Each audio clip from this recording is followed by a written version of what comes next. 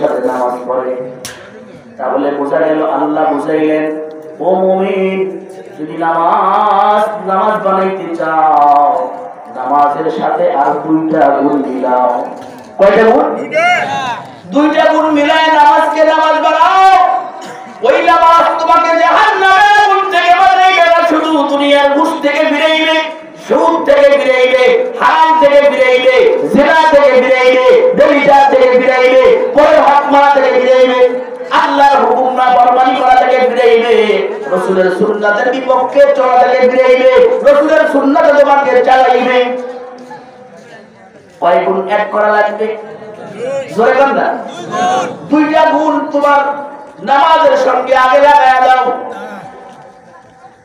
তুমি তো দুনিয়ার ধোঁকার মধ্যে পড়েছো, জানো কি দুনিয়া? আল্লাহ পাক রব্বুল আলামিন বলেন, রাসূল দুনিয়ার কথা মানুষকে বলে দেন, দুনিয়া কিন্তু বড় ধোঁকাবাজ। অথচ দুনিয়ারে আমরা মূল ধরছি, আখিরাতে সামনে রাসূল বাড়তি করছি। আখিরাতে আমার মূল, দুনিয়া হলো পড়া। দুনিয়া ধ্বংস, আখিরাত অধ্বংস, আখিরাত ধ্বংস হবে না। অদ্রিব লাহুম হায়াতাল হায়াতিদ দুনিয়া কামা ইন আনজালনাহু মিনাস সামা। আল্লাহ বলেন, অদ্রিব লাহুম, তাদের জন্য দুনিয়ার দৃষ্টান্ত দেন, দুনিয়ার উদাহরণ বুঝায়া দেন। মাসালুল হায়াতিদ দুনিয়া, দুনিয়ার জীবনের উদাহরণ কি? কামা ইন আনজালনাহু মিনাস সামা। আল্লাহ কয় দুনিয়ার জীবন হলো আসমানের থেকে বৃষ্টির মতো, বৃষ্টির পানি। আসমান থেকে আল্লাহ যে পানি বর্ষণ করেন, এই পানির মতো হলো দুনিয়া। পানির মতো কি? দুনিয়া যেরকম পানি এক জায়গায় রাখলে, পানি যেরকম এক জায়গায় থাকতে চায় না, ছড়ায়া যায়। দুনিয়া, এই দুনিয়ার জীবনটাও ছড়ায়া যায়। এরকম পানির মধ্যে কয়েকটা গুণ না থাকলে পানি নাপাক হয়ে যায়। ঠিক দুনিয়ার জীবনের মধ্যে, দুনিয়ার মাল হায়াতের মধ্যে যদি কয়েকটা জিনিস না থাকে, তাহলে তার দুনিয়ার জীবনটাও নাপাক হয়ে যায়।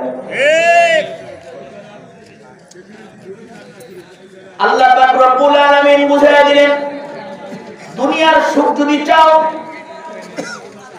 সে আখিরাতের সুখও পাইবা। প্রকৃত সুখ, সুখ টাকার মধ্যে থাকে না। সুখ টাকার মধ্যে থাকে? ধরে বলেন, থাকে? থাকে না। সুখ টাকা পয়সার মধ্যে নাই, সুখ অন্তরের জিনিস, অন্তরে বাসা বাঁধে। দোস্তরে আমার, তাহলে বোঝা গেল নামাজ কে দিয়া যদি দুনিয়ার সুখের নামাজ বানাইতে যাই, জান্নাতে যাইতে যাই, নামাজের সঙ্গে 2টা জিনিস লাগানো লাগবে। 1 নম্বর হলো তাওবা, আর 1 নম্বর হলো রিয়া। নফস থেকে গুনাহ মুক্ত করা, নফস মানে নফসে সালিম, কলবে সালিম বানাইতে হবে। সব মিলে অর্থ যদি করে, তাহলে এমন হবে, ও মুসল্লি, তুমি যখন নামাজ পড়তে যাইবা, ও আল্লাহর বান্দি, তখন তুমি নামাজ পড়তে যাইবা, প্রতি নামাজের আগে তোমার গুনাহ থেকে খাঁটি তওবা করে নাও। তুমি যখন মসজিদে ঢুকবা, তোমার গুনাহ থেকে খাঁটি তওবা করে নাও। আল্লাহর রাসূল বলেন, আত-তাইবু মিনাজ যামবি কামান লা যামবা লাহ। গুনাহ থেকে তওবাকারী এমন কেমন যেন তার গুনাহই নেই। সুবহানাল্লাহ। দ্বিতীয় নম্বর হলো গিয়া, যখন তোমার খাঁটি তওবা হয়, খাঁটি তওবা যখন তোমার হলো, এখন দ্বিতীয় কাজ এটা হলো তোমার অন্তর থেকে গুনার ময়লা দূর করে দাও। তোমার অন্তর থেকে গুনার ময়লা দূর করো, অন্তরের কুখেয়াল দূর করো, অন্তরকে পরিষ্কার করো। অন্তরকে পরিষ্কার করিয়া তওবা করিয়া যখন তুমি আল্লাহর ঘরের মধ্যে ঢুকবা, আল্লাহু আকবার বলবা, 1 রাকাত নামাজ এমন করে 4 রাকাত নামাজ পড়বা, এই ওয়াক্তের নামাজ শেষ করবা, এই নামাজটা তোমার হাকিকি নামাজ হবে। সুবহানাল্লাহ। অন্ধকারের মধ্যে বাতি জ্বালায় দাও, অন্ধকার হয়ে যায়। অন্ধকারের মধ্যে অন্ধকার ঢুকাইলে অন্ধকার বাড়ে। রাতের বেলা যেরকম অন্ধকার ঘরটা বাড়িয়ে চাইতে বেশি অন্ধকার হয়, হয়। ঠিক এরকম ভাবে যখন অন্ধকার ঘরের মধ্যে তুমি পাওয়ারফুল বাতি জ্বালায় দিবা, দেখবা যত পাওয়ারফুল বাতি দিবা ততই তোমার ঘরটা বেশি পরিষ্কার হবে। বলেন ঠিক কিনা? আমরা কষ্ট হইতেছে না। এখন মূল কথা কি? মূল কথা কি বুঝলাম? খালি নামাজ আমরা পড়ি, নামাজ যখন মুসল্লি পড়ে তখন তার ভিতরে তওবা নাই, অন্তরকে গুনাহমুক্ত নাই, সে দাঁড়ায় গেছে। আরে অনেক সময় তো এমন দেখা যায় নামাজে দাঁড়ায় গেছে, মুসল্লির ওযু নাই, মনে নাই। এমন হয় না? পিছনের রাস্তা দিয়ে বাতাস বের হয়েছিল, এটা মনে নাই, নামাজে দাঁড়ায় গেছে। ভিতর দূর করা, ভিতরের গুনাহ থেকে মুক্ত করা তো দূরের কথা, তওবা করা তো দূরের কথা, দাঁড়ায় গেছে। সে কি নামাজে দাঁড়াইছে তাও তার খেয়াল নেই। নামাজের সময় ইমাম সাহেব দাঁড়ায় গেছে, সেও দাঁড়ায় গেছে। পরে চিন্তা করে কি নিয়ত করলাম না পুরোক্ত বা আসর, ঠিক আছে আসর এমন হয় না? ইহতিমাম নাই, গুরুত্ব নাই, নামাজও আল্লাহ হুকুম দেয়। হাদিসের মধ্যে আসে আল্লাহ পাক রব্বুল আলামিন কোন মুসল্লির 10 ভাগের 1 ভাগ নামাজ কবুল করে, 9 ভাগ বাদ, মানে খাতা লেখছে পৃষ্ঠা বইরা 9 ভাগের 1 ভাগ হইছে, আর বাকি 9 ভাগ বাদ কাটাকাটি। বাকি 9 ভাগ কি কাটাকাটি হইছে।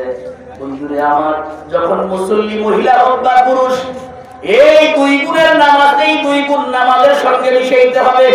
1 নম্বর তাওবা, 2 নম্বর অন্তর থেকে পবিত্র করা, অন্তরকে সমস্ত দুনিয়াবি মহাব্বত থেকে অন্তরকে খালি করা, দুনিয়ার খেয়াল থেকে অন্তরকে খালি করব। আরে আমি তো এমন মালিকের দরবারে যাই, এটা তো দুনিয়ার কোনো মালিক না, কারণ দুনিয়ার মালিকের কাছে যাইতে বলে, দুনিয়ার বাচ্চার কাছে যাইতে বলে কাপড়ের ময়লা আছে পরিষ্কার করো, ঠিক না?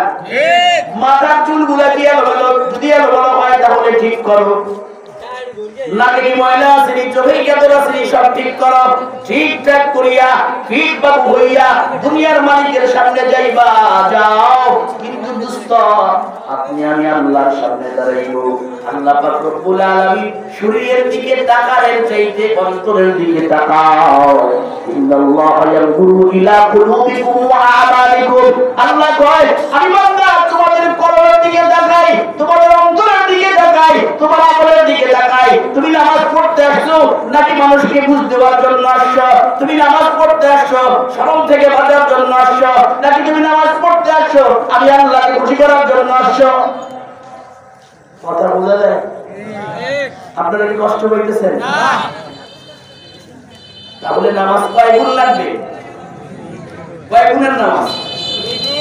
দুনিয়ায় নামাজ পড়ে দেখবেন নামাজের কাজ হবে। এই আল্লাহ পাক রব্বুল আলামিন এই 2 গুণ নিয়ে নামাজ পড়ার তৌফিক আমাকে দান করুক, আমাদের সব ভাইদেরকে দান করুক, আমিন। পর্দার অন্তরালে যত মা বোন আছেন সকলকে দান করুক। ও বন্ধু, যারা একবার নামাজের কথা পায় গেছে তারা নামাজ পাইলেও ছাড়বে না। বলেন ঠিক কিনা? যারা মজা পায় না তারা তো নামাজ পড়ার তেমন আগায় না। তাহলে নামাজের জন্য 2 গুণের 1 গুণ হলো তাওবা। এখন প্রশ্ন, তাওবা তো আমরা করি, সকালে 100 বার, বিকালে 100 বার, দুপুরে 100 বার, মোট 300 বার তাওবা করি। এই তাওবা কেমন করি? দেখবেন কিছু মানুষ এসে তাওবা করে তাসবিহ 1000 দানা নিয়া আসরের নামাজের পরে 3 তাসবিহ আমলের মধ্যে, আবার তাওবা আছে তো আস্তাগফিরুল্লাহ। এই টেলিভিশনওয়ালা দোকানের মধ্যে সামনে এসে বসা তাসবিহ ধরে আস্তাগফিরুল্লাহ, টেলিভিশন দেখে, আর হাত দিয়ে চা খায়, বাবার দিয়ে তাসবিহ করে, আর কয় আস্তাগফিরুল্লাহ। দেখছেন? তাওবা কেমন করে? আস্তাগফিরুল্লাহ পরে আবার সিনেমা দেখ, আস্তাগফিরুল্লাহ পরে রাস্তার পাশে দাঁড়ায় দাঁড়ায় বেগানা নারীদেরকে দেখ, আস্তাগফিরুল্লাহ মুখ দিয়া পরে আবার ওই মুখ দিয়ে একজন আরেকজনের সমালোচনা করে। আস্তাগফিরুল্লাহ পড়তেছে না কি করতেছে তার কোনো খবর নেই। তাওবা তুমি কেমন করবা বন্ধু? এমন হাজার বার, লক্ষ কোটি বার, বিলিয়ন ট্রিলিয়ন বার যদি আস্তাগফিরুল্লাহ পড়া হয়, আস্তাগফিরুল্লাহ আস্তাগফিরুল্লাহ দাঁড়ায় থাকবে, কিন্তু গুনাহ কানা করিও আল্লাহ মাফ করবে না। বলেন ঠিক ঠিক? ওই তাওবা তুমি কেমন করবা এইটা বোঝার বয়ানের জন্য একটা উদাহরণ দিব। উদাহরণ শেষ, আমার বয়ান শেষ।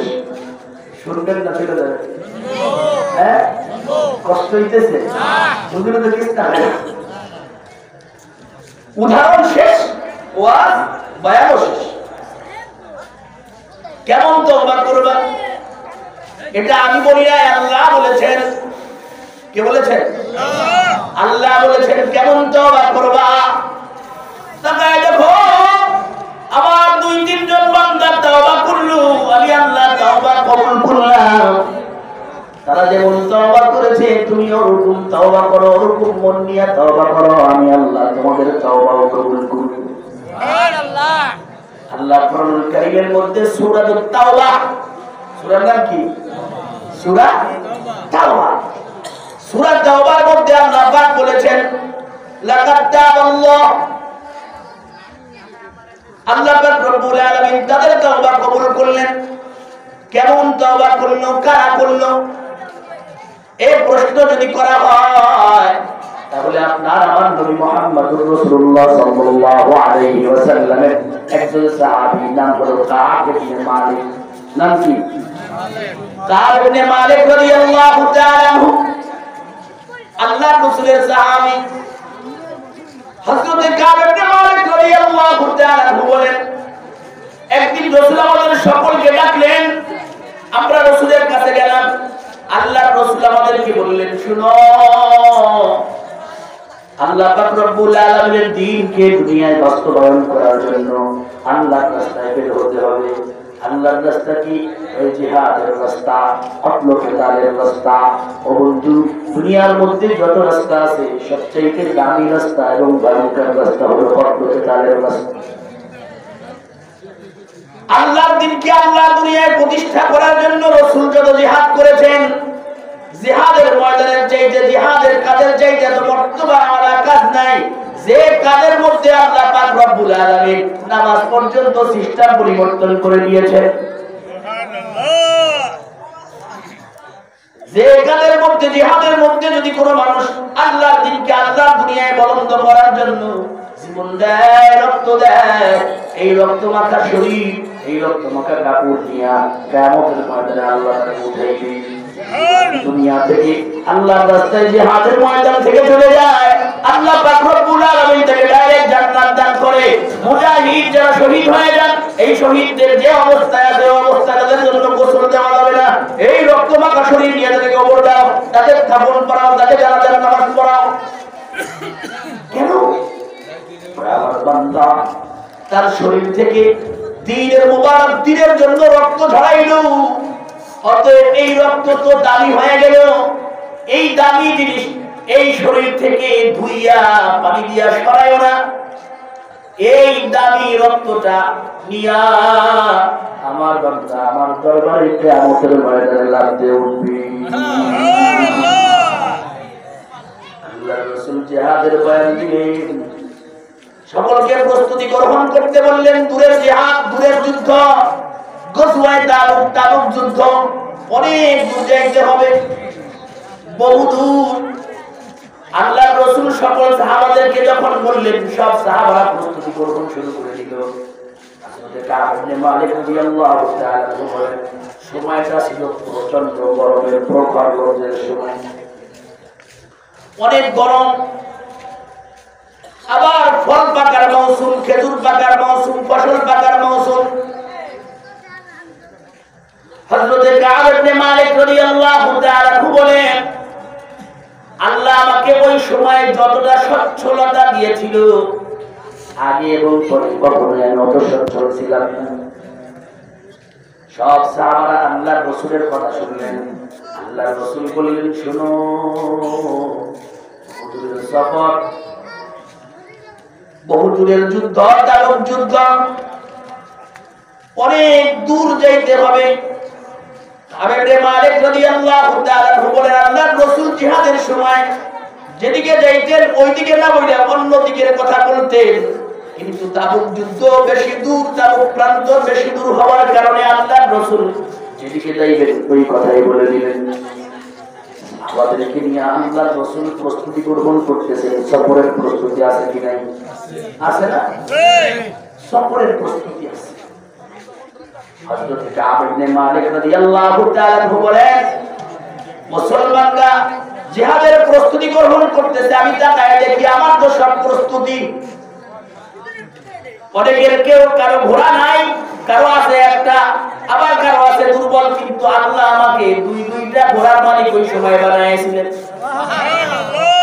এজন্য আমি দেখলাম আমার প্রস্তুতি কি আছে, আমার তো সব প্রস্তুতি আছে। এজন্য হযরত কাব ইবনে মালিক বলেন, সাহাবারা প্রস্তুতি গ্রহণ করে আমি তাদের সঙ্গে থাকি, আমার কিছুই গুছাই না, ব্যাগ কিছুই নাই, গুছাই না, চিন্তা করলাম সবাই তো গুছানো। এমন করতে করতে করতে করতে একদিন সকালবেলা মুসলমান মুজাহিদদের সমস্ত প্রস্তুতি শেষ হয়ে গেল। মুজাহিদ রওনা করেছে আল্লাহর রাস্তায় যাওয়ার জন্য।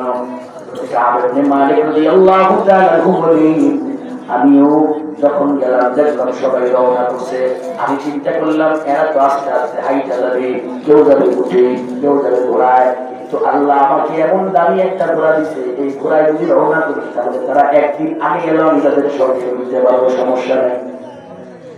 কষ্ট হইতেছে আপনাদের না? কথা বলছেন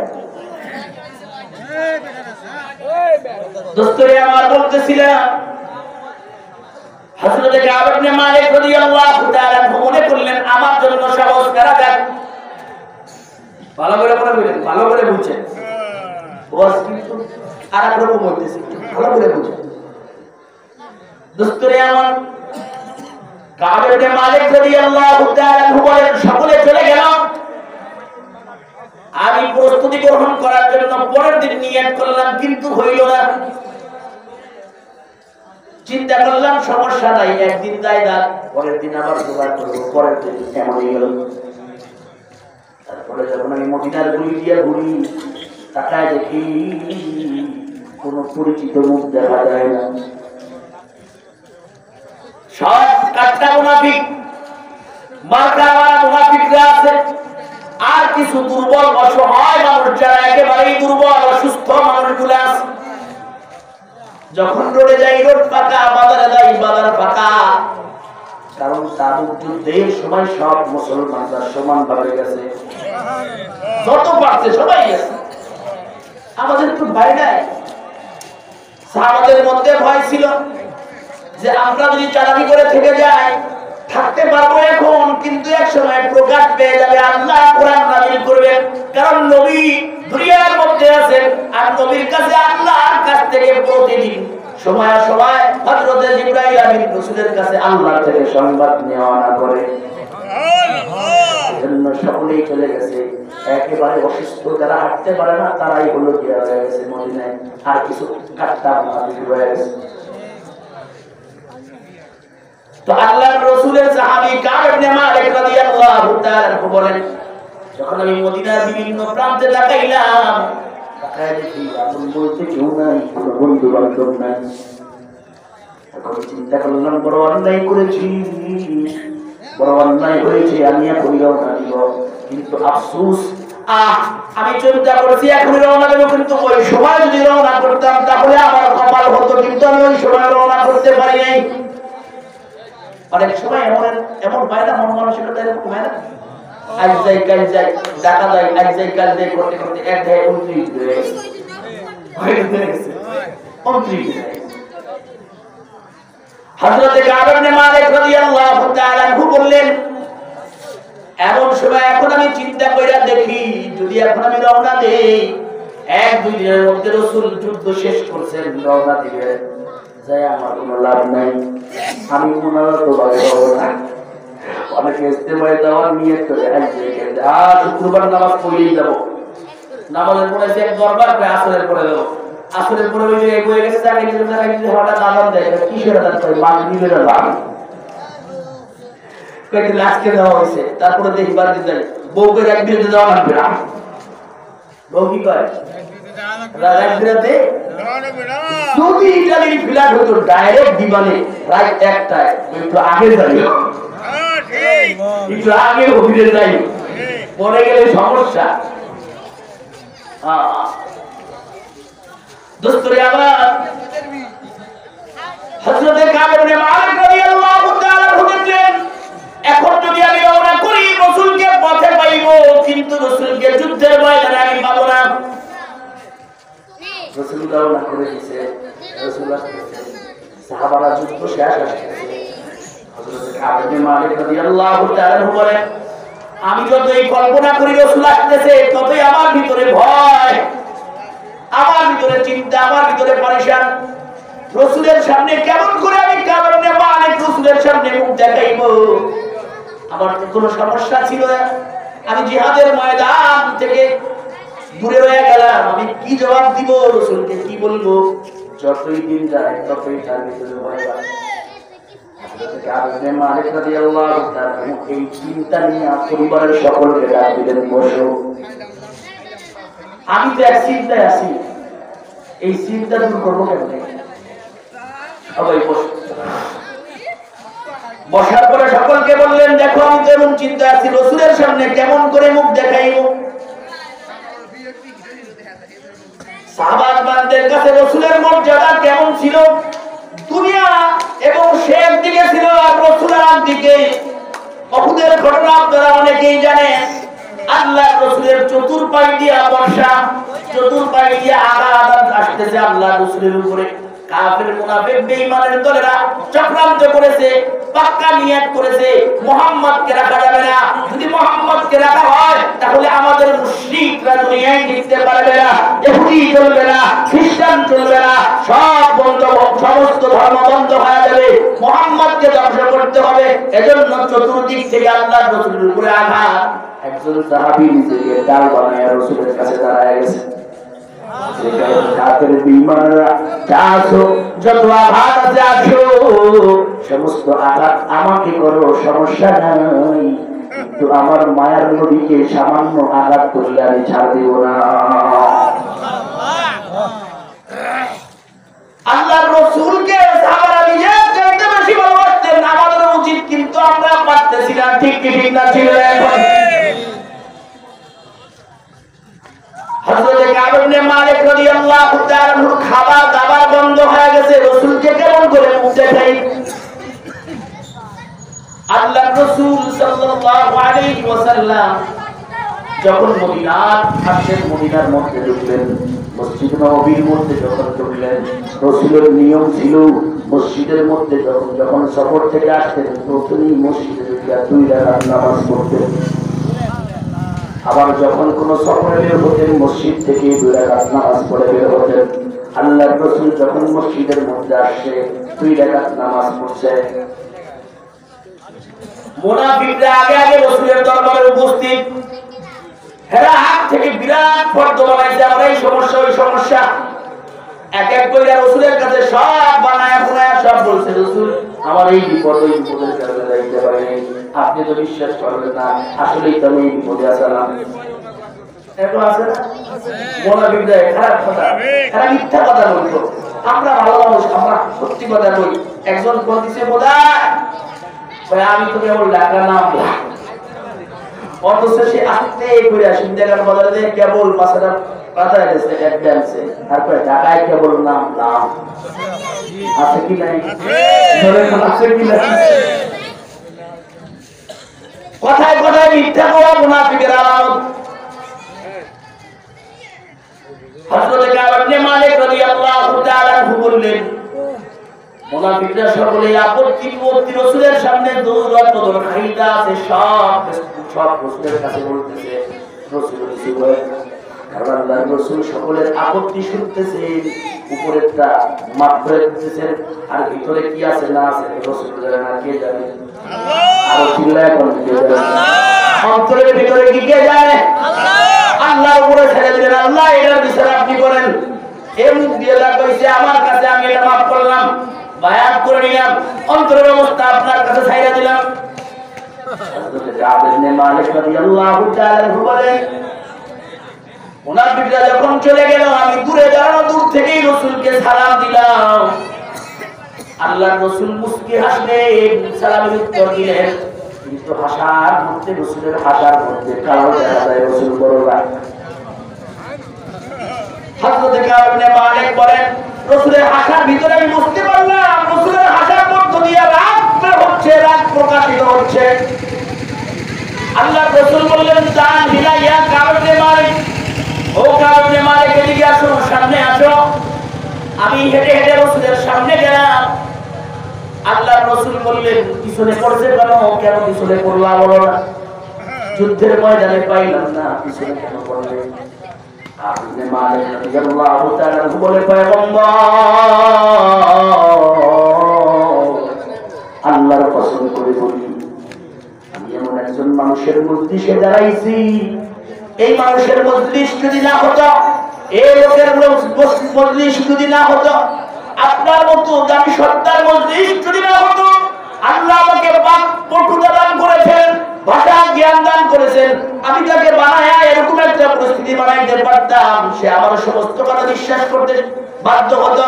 কিন্তু নবী আমার, আমি তো আপনার মজলিসে দাঁড়ানো, না না না, কোনো মিথ্যা কথাই আমার বলা যাবে না। আল্লাহর কসম, আমি তাবুক যুদ্ধে এমনি এমনি যাই নাই, কোনো কাজ আমার ছিল না। সুবহানাল্লাহ, আর জোরে জোরে বলা সুবহানাল্লাহ। এমনি আমি যাই নাই, কোনো কাজ ছিল না। আল্লাহর রাসূল বললেন, এই দেখো লোকটা সত্য বলেছে, লোকটা সত্য কথা বলেছে। আল্লাহর রাসূল সকলকে শোনায় দিলেন লোকটা সত্য বলেছে। আল্লাহর রাসূল বললেন, ঠিক আছে তুমি যাও, আল্লাহ তোমার ব্যাপারে সুন্দর ফয়সালা হইলে আর বা নচেত না, আল্লাহ তোমার ব্যাপারে যে ফয়সালা করে এই ফয়সালা আমরা দেখতে চাই, তুমি চলে যাও। ইবনে মালিক রাদিয়াল্লাহু তাআলা চলে গেলেন, নবীর কাছ থেকে চলে যায়, বিভিন্ন চিন্তা করে পেরেশানিটা। কিছু দূর যাওয়ার পরে বনি সালামা গোত্রের লোকেরা তাকে চতুর্পাশ দিয়ে ঘিরে ধরে বলতেছে, কি ও কাব ইবনে মালিক, কান্না করলাম, কেমন কান্না করলাম? তুমি যে এমন একজন ভালো মানুষ, তোমার চরিত্রে কোনো কালো দাগ নাই, তোমার চরিত্রে কোনো বদনাম নাই, তুমি তো বদনামের কোনো কাজ করো নাই, ইতিপূর্বে তোমার সমস্ত কাজ প্রশংসনীয় ছিল, কারণ তুমি হলো গিয়া অনেক ভালো ভালো কাজের মধ্যে দিলা, সকলে তোমার উপরে খুশি।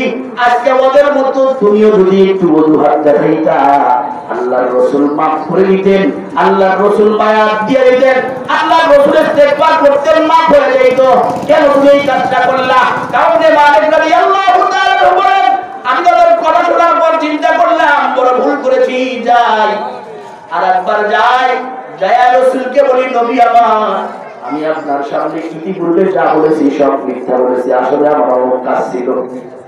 মালিক রাদিয়াল্লাহু তাআলা বলে মনে মনে এটা চিন্তা করলাম, কিন্তু চিন্তা করেছে ঠিক। তারপরে তাদেরকে প্রশ্ন করলাম, ভাই আমার, এই যে কিছুক্ষণ আগে 80 জন মুনাফিক আল্লাহর রাসূলের কাছে বিভিন্ন বাহানা দিয়া চলে গেল, কও না রাসূল কি আমার মতো অন্য কাউরে এরকম কাজ করছেন, এরকম পয়সা দিয়েছেন? কয় আরো 2 জন দিয়েছে, আরো পয়সা দুজন। ইবনে মালিক রাদিয়াল্লাহু তাআলা বললেন, আমি তখন জিজ্ঞাসা করলাম, ভাই বলো না তারা কারা? কয় তারা হলো গিয়ে হযরতে মুরারা ইবনে বারা আর হযরতে হিলাল ইবনে উমাইয়া, দুইজন এমন দুইজন সাহাবীর নাম তারা শোনায় দিল যে দুইজন সাহাবী বদরের যুদ্ধে অংশগ্রহণ করেছে। হযরতে কাব ইবনে মালিক রাদিয়াল্লাহু তাআলা বলেন, এই কথা শোনার পর আমার মনটা আরো শক্ত হয়ে গেল, আমি ভালো কাজ করেছি, আমার মতো আরো 2 ভাই আমার মতো ভালো কাজ করেছে, অতএব আমরা যেহেতু 3 জন হয়ে গেছি, আল্লাহর ফয়সালার অপেক্ষায় থাকবো, রাসূলের কাছে আর মিথ্যা বলতে যাইব না। বাড়িতে চলে গেলাম। এদিক দিয়ে বাড়িতে যাওয়ার পর সংবাদ পেলাম পুরা মদিনার মধ্যে রাসূল এলান করে দিয়েছে, ও মুসলমান, কোন মুসলমান এই 3 লোকের সঙ্গে কথা কইবা না, কোন মুসলমান এই 3 লোকের সাথে কথা কইবা না, বেচাকেনা করবা না, তাদের পাশাপাশি চলবা না, তাদেরকে ভিন্ন ছেড়ে দিবা। হযরতে কাব ইবনে মালিক রাদিয়াল্লাহু তাআলা বলে, এই কথা যখন এলান হয়ে গেল, কেউ আমাদের সঙ্গে কথা কয়, সালাম দিলে উত্তর দেয়। আমি তো যুবক ছিলাম, আমার ওই 2 সাথী ভাই এই সংবাদ পাওয়ার পর ঘরের মধ্যে ঢুকে কান্না শুরু করে দিছে, আর কান্না বন্ধ হয়। কিন্তু আমি তো যুবক, আমি রোডে যাইতাম, সকলকে যারা পাইতাম তারই সালাম দিতাম, বড় দিতাম না ছোট দিতাম না, যারা পাইতাম সালাম দিতাম, কিন্তু কেউ আমার সালামের উত্তর দিত না। আবার দৌড়ে মসজিদে নববীতে যাইতাম নামাজের সময়। সবার আগে আগে যাইতাম, প্রথম কাতারেই খাড়াইতাম, রাসূলের পাশাপাশি দাঁড়াইতাম যেন রাসূল আমার দিকে তাকায়। আমি রাসূলকে সালাম দিতাম আর রাসূলের ঠোঁটের দিকে তাকায় থাকতাম, দেখি রাসূলের ঠোঁটটা আমার সালামের উত্তর দেওয়ার জন্য একটু নড়ে নাকি। এমন করতাম, কিন্তু আমি তাকায় দেখতাম রাসূল আমার দিকে তাকায় না। রাসূলের দিকে তাকাই, রাসূল আরেক দিকে ফিরে যায়। ও বন্ধু, একজন মুমিন ঈমানদার মুসলমানের জন্য একটাইতে বড় কষ্টের আর কিছু হইতে পারে না। একজন স্ত্রী ভক্ত স্বামী তার যে কষ্ট হয়, একজন ঈমানদার মুমিনের মধ্যে যদি এমন পরিস্থিতি হয়, তাহলে লক্ষ কোটি গুণ বেশি পরিস্থিতি খারাপ হয়ে যাবে। বলেন ঠিক কিনা? হযরত কাব ইবনে মালিক রাদিয়াল্লাহু তাআলা বলেন, আমি রাসূলের দিকে তাকাই, রাসূল আমার দিকে তাকাইতো না, অন্যদিকে মুখ দিত। কিন্তু যখনই আমি নামাজের মধ্যে দাঁড়ায় যাই, আমি দেখতাম রাসূল আমার দিকে মাঝে মাঝে তাকায়। হযরত কাব ইবনে মালিক রাদিয়াল্লাহু তাআলা চলে গেলেন। হযরত কাব ইবনে মালিক বলেন, এরকম করে করে একদিন নয় 40 দিন অতিবাহিত হয়ে গেল। 40 দিন, কয়দিন?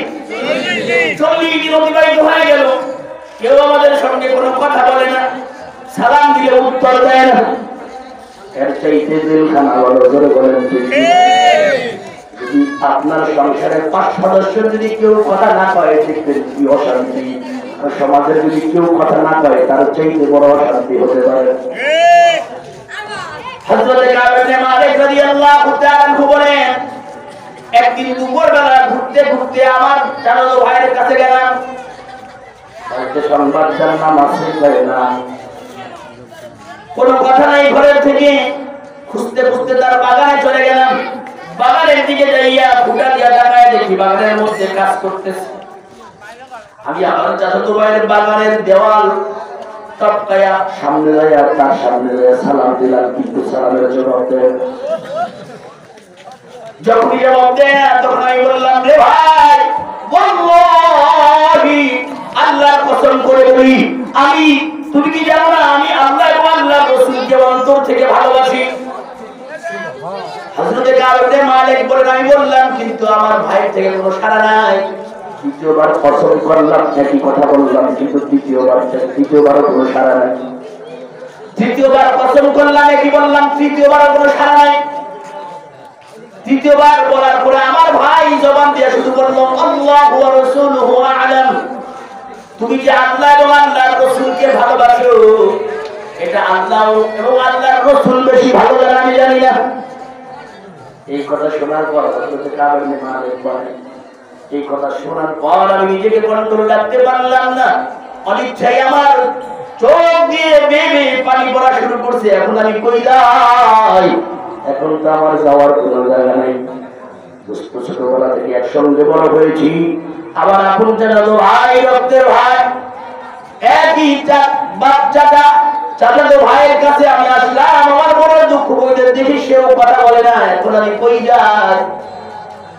মালিক বলেন, আমি রাস্তায় যখন আসলাম তাকায় দেখি সিরিয়ার একজন বিক্রেতা, একজন ব্যবসায়ী মানুষকে জিজ্ঞেস করতেছে, কাব ইবনে মালিকের চিনি? কাব ইবনে মালিককে দেখছো?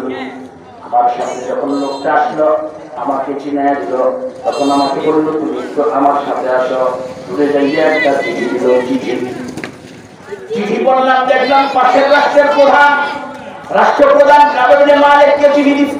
হে কাব ইবনে মালিক, বর্ষবছর আপনার ব্যাপারে তো আমরা জানি আপনি চাইতে ভালো মানুষ নাই, আপনি একজন সাধু মানুষ, ভদ্র মানুষ, কিন্তু শুনছি আপনার স্বামী মুহাম্মদ সাল্লাল্লাহু আলাইহি ওয়াসাল্লাম আপনার সঙ্গে খারাপ আচরণ করে, আপনার সঙ্গে রূঢ় ব্যবহার করে।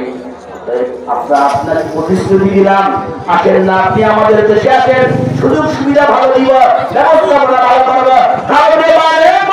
আমি সংবাদ পাওয়ার পর আমি বুঝলাম এক পরীক্ষার মধ্যে আছি, আর এক পরীক্ষা শুরু হয়ে গেছে। ঠিক কিনা? আর ঠিক কিনা? মালিক রাদিয়াল্লাহু তাআলা বলেন, চিঠি নিয়ে সাথে সাথে চুলার মধ্যে দিয়ে দাঁড়ায় গেছে। চিঠি দাঁড়ায় যখন ঘরের মধ্যে ঢুকছি, এবার নতুন একজন লোক এসে বলতেছে, রে কাব ইবনে মালিক।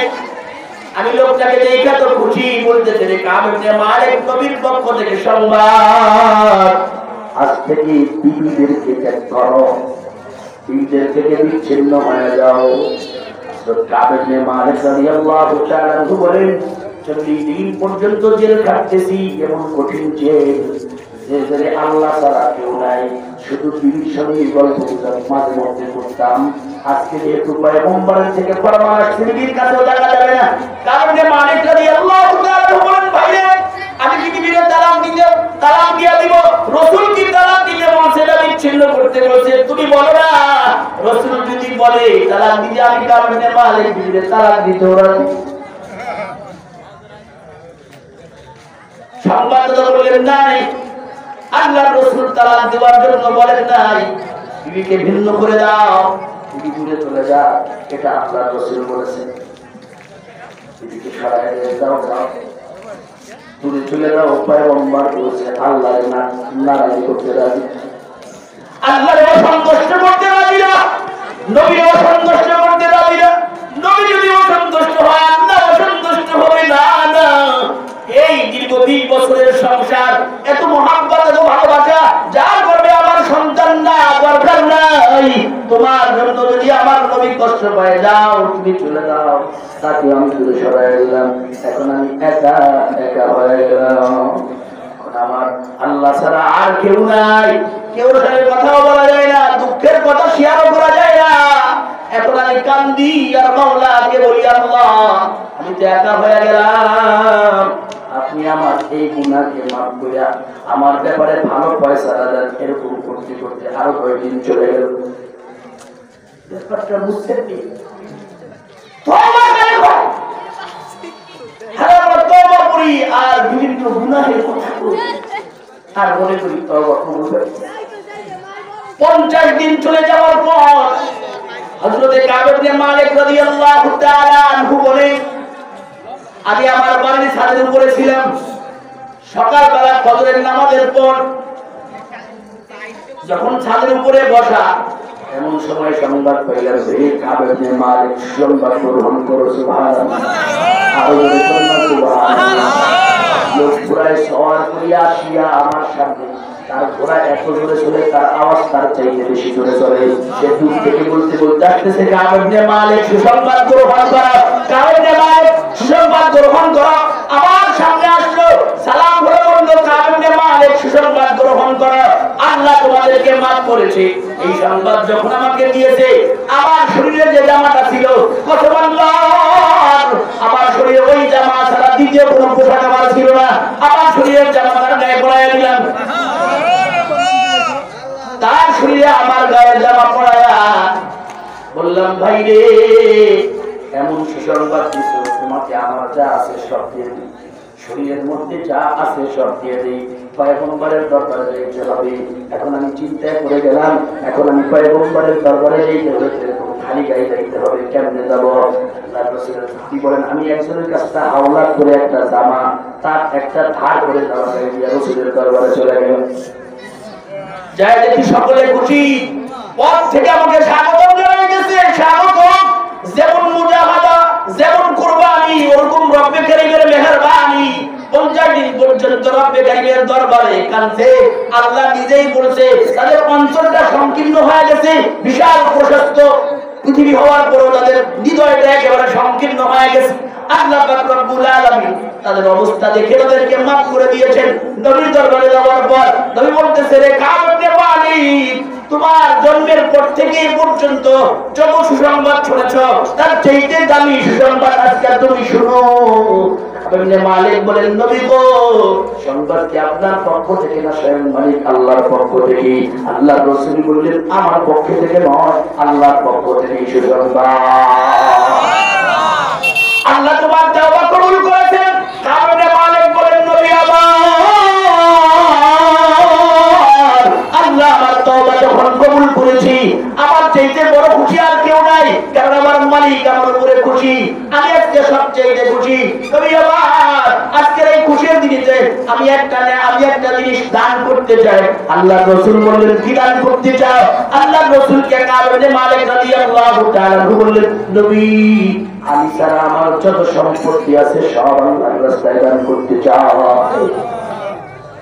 सब दिया दिबू जो तू मेरा फलक मेरा तू सब मेरा जमीन मेरी अगर एक तू नहीं मेरा तो कोई शाही नहीं मेरी अगर एक तू नहीं मेरा तो कोई शाही नहीं मेरी रब তুমি যদি আমার হও সব আমার তুমি যদি আমার না হও পুরো পৃথিবী আমার নামে থাকলেও কিছুই না আমার ঠিক কিনা চিল্লাও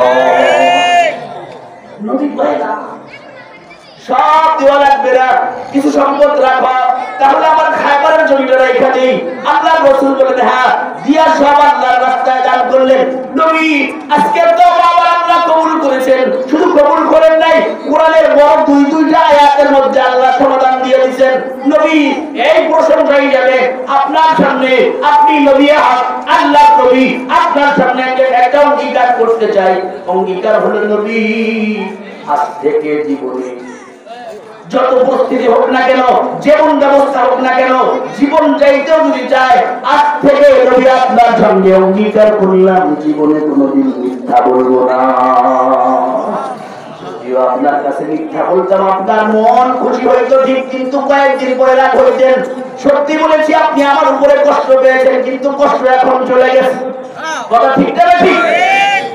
আমার তাহলে এরকম তওবার সাথে কোন মুসল্লি, কোন আল্লাহর বান্দা, কোন আল্লাহর বান্দি তওবা করে অন্তরকে পরিষ্কার করে 5 ওয়াক্ত নামাজ আগে তওবা করে অন্তর থেকে তওবা করে অন্তরের সমস্ত কুচিন্তা বাদ দিয়া 5 ওয়াক্ত নামাজ আগে নামাজে দাঁড়ায়, তাহলে এই মুসল্লি 40 ওয়াক্ত নামাজ 40 দিন নামাজ পড়লে এই মুসল্লি আল্লাহর ওলি হয়ে যাবে। ঠিক ঠিক আছে এর মানলে অন্যায় করবে, এই লোকটাকে মানলেও অন্যায় করবে।